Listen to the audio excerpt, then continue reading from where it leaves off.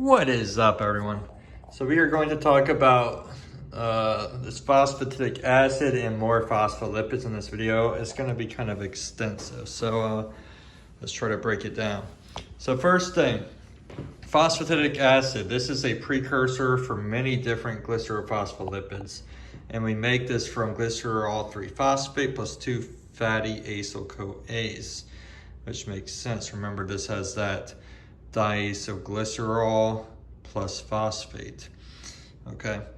All cells except for red blood cells, the erythrocytes, can make phospholipids, because phospholipids are synthesized in the smooth endoplasmic reticulum, and red blood cells don't have that organelle.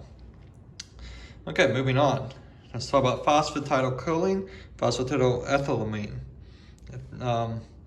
So these can come from two ways. We can make these, we can get them from our diet or from phospholipid turnover, which is just a lot of recycling going on. And we do that because these are expensive to make. We can make phosphatidylcholine from phosphatidylserine. So that's one way we can make phosphatidylcholine.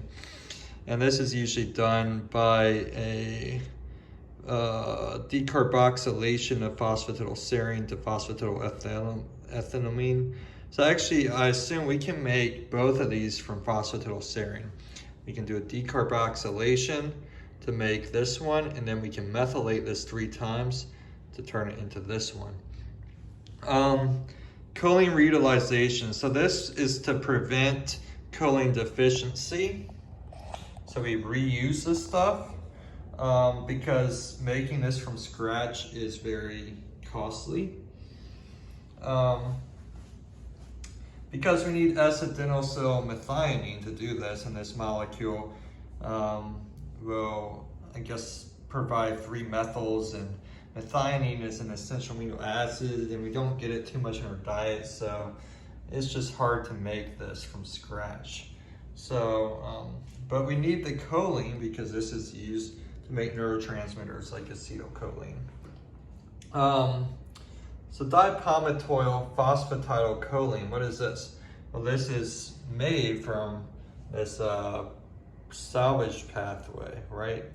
Which I didn't talk about, but this is basically where we talked about it in the previous video. We use a kinase plus, so we phosphorylate ethylamine or choline, and that activates it to CDP alcohol.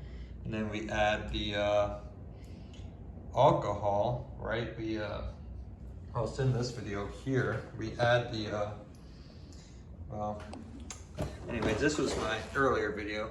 Y'all just go watch that one. But we basically are giving the CDP alcohol to the diacylglycerol. So we're attaching it to that.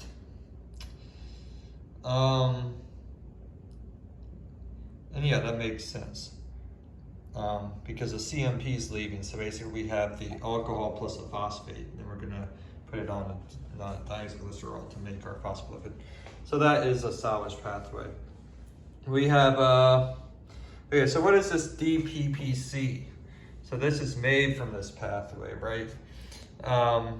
But we make, because it has this phosphatidylcholine in it, but dipalmitoyl, so there's a couple palmitoyls as well. This is a lipid that's used, like 90% of lung surfactant is this lipid, and it's made via choline reutilization.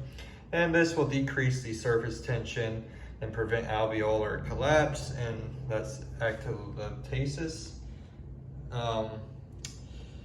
And RDS, or hyaline membrane disease, is found in premature babies, and they don't have enough lung surfactant, so we use glucocorticoids to increase the production of DPPC before delivery. So the mom will get that, and we want our DPPC ratio to sphingomyelin to be greater than or equal to 2 in these infants. And that is everything. That wasn't as much as I expected. So that's the video, y'all. Watch it, learn it, we got it. I'm out.